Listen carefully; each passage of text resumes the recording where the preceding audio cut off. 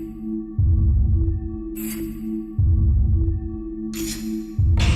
it will all belong to me.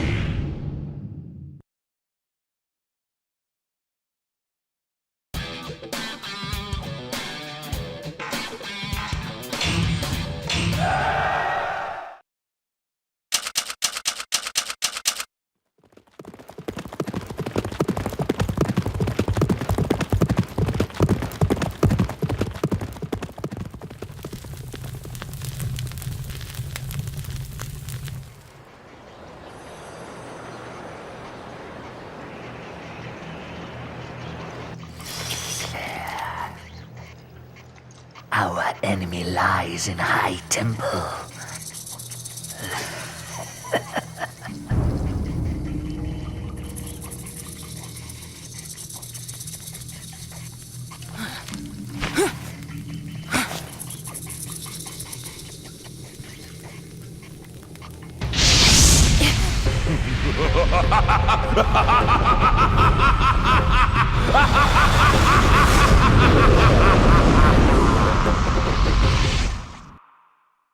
Anytime.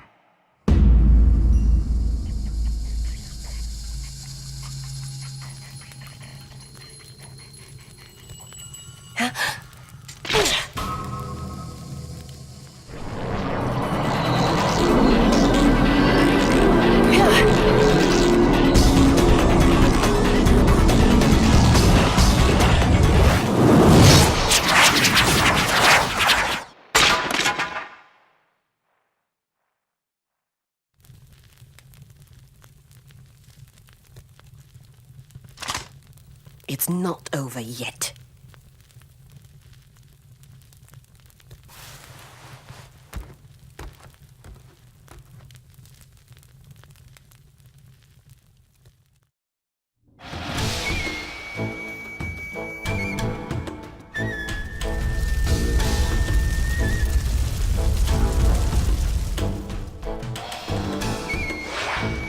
Reaper is a traitor.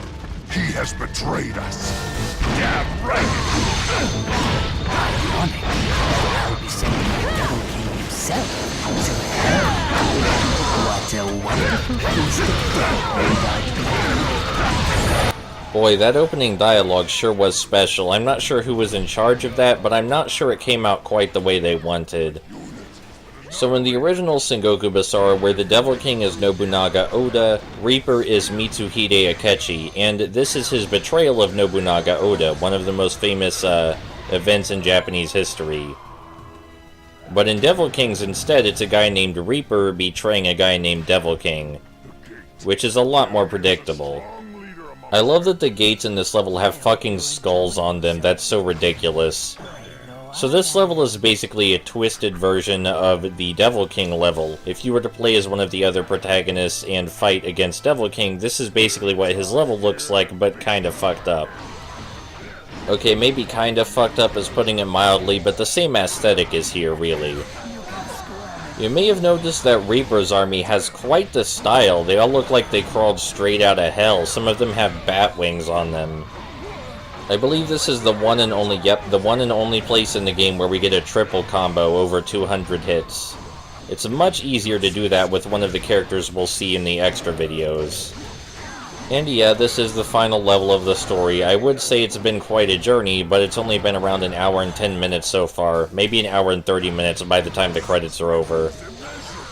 So you may be asking yourself, hey, what's the gimmick for this level? I don't really see a gimmick anywhere. Well, congratulations, you found the level without a gimmick in it. But before you go feeling all betrayed, consider this. The level itself is one big gimmick.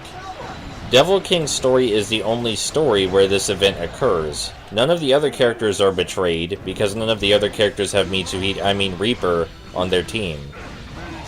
This last level only occurs for Devil King. Everybody else, when you clear out all the other warlords, they just win. But no, Devil King, when he clears out all the other warlords, he has to fight Reaper after that. And there are so many people in cramped corridors to kill in this level, it's really hard to be disappointed, especially with the ridiculous outfits that Reaper's army wears. Look at this stuff. Look at how ridiculous the design of these characters is. It's so good. This is one of the reasons I thought it was best to play as Devil King for the Let's Play of Devil Kings. Not only did he get prime billing on the case and all of the advertising, but he gets this special stage at the end of his story. That's a big difference in the advertising between Devil Kings and Sengoku Basara, actually. For Devil King's advertising, Devil King was the main, the main poster boy. But for Sengoku Basara, Yukimura and Masamune both shared poster boy status. They were the main advertisements. And it's easy enough to see how a marketing executive could come to this conclusion. Yukimura and Masamune are exactly the kind of characters that would sell in Japan, and Devil King seems like the kind of character that would sell more in America. But they forgot which age demographic they were aiming for, I think. Because the general age demographic that would be buying Devil Kings would definitely be more interested in Yukimura or Masamune than Devil King. Not that Devil King isn't fun to play with, but I think they forgot that mostly teenagers were going to be buying their game. And any teenagers I knew, including myself, definitely would have preferred to play as Azure Dragon and Scorpio over Devil King. But the fact that Devil King gets prime billing on the Devil King's box art and in the game itself just helps give Devil Kings its own unique flavor even more, I think. In addition to the priming attack system and general wacky changes, like these guys with bat wings. This level's actually one of the shortest if you just go straight to the boss. There are a couple of commanders with keys that are blocking gates, but you can kill those guys in a matter of seconds, so you can just run straight to Reaper real easily. But that's not what Devil Kings and Musou games are about. We're gonna destroy everyone. Kame would be proud. That is a reference to Drakengard, and you should feel smart if you get that reference.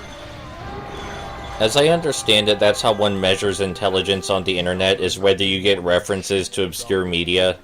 So if you understand what Drakengard is and you got my reference, then you're obviously a very intelligent person.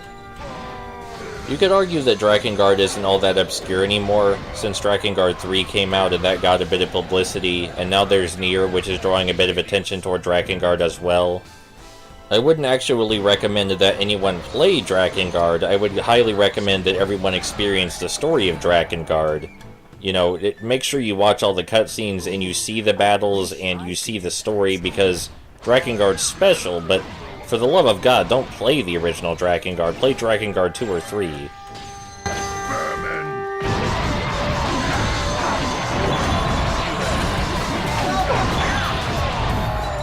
Strength is immeasurable. Yeah, I would agree. I think immeasurable is a pretty good way to put our strength. Especially since we can fire one bullet out of our shotgun and it stuns like 15 people. That's impressive right there. So you may have noticed across this game, we've been running across guys that blow horns randomly, and they actually summon small groups of enemies to run toward you. But those enemies don't have a red dot with them, so I ignore them most of the time. If you had all of the enemies in this level in one big room, do you think the frame rate would die, or the game would crash? This game is on the PS2, so I'm not exactly aware of how much it could handle, but I feel like it would be struggling if you had every enemy on this level on screen in one big room at the same time. Granted, this isn't exactly the prettiest game by any means, it's pretty ugly, if that's the kind of pretty we're talking about, but I still feel like that would be intensive. Something I find humorous about this game is that in addition to all their unique dialogue, all of the enemy soldiers have their own shared stock dialogue. For example, you'll hear Azure Dragon's army say the same things that Reaper's army says, but they change the pitch of the voice depending on the army. So you'll hear the same quips you've heard before, but this time in a much deeper voice. And yeah, it's really goofy to hear someone say die or charge in a clearly pitch-shifted voice to sound way deeper. But also, the enemy soldiers sometimes say oh shit. And when Reaper's incredibly deep voice pitch shifted army says oh shit, that's prime comedy right there.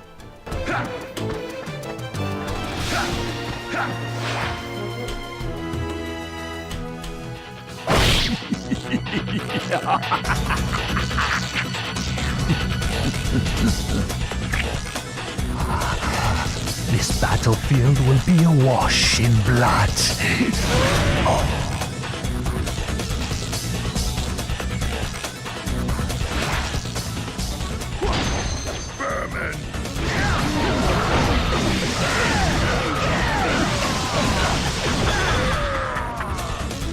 I'm just saying, when you hire a guy named Reaper, you kind of have to expect this to happen, right? You just have to see this coming.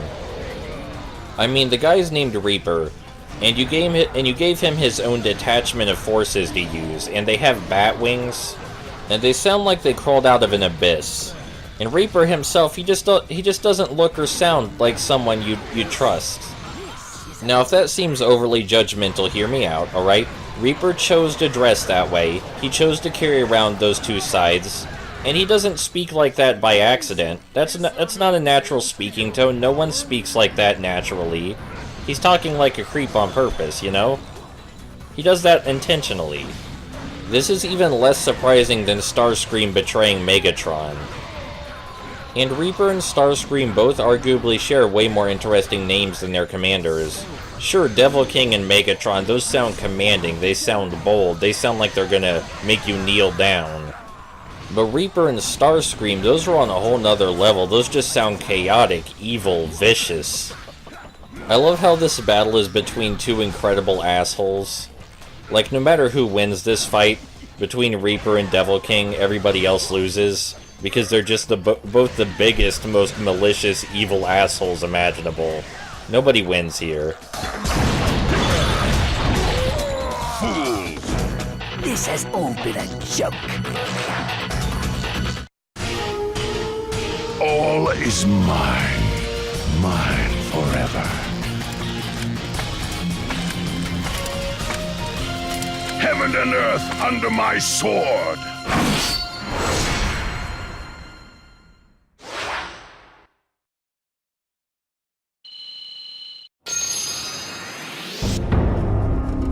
All is mine. Mine forever.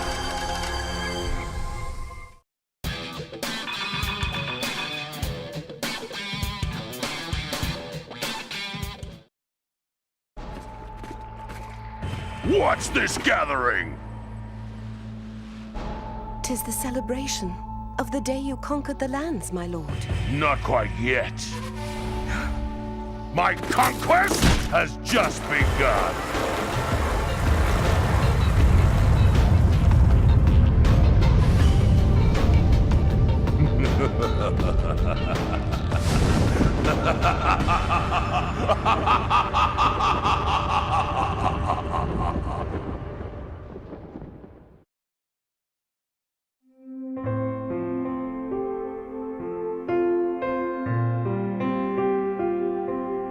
So that was Devil Kings, and there are a couple of extra videos coming, but that was the main story of Devil King himself. And if this game looked interesting to you, you know, go buy it, or go buy other games in the Sengoku Basara series, because they're all pretty great. And, enjoy the credits with this incredibly somber music. Surprisingly somber, even. I'll see you soon.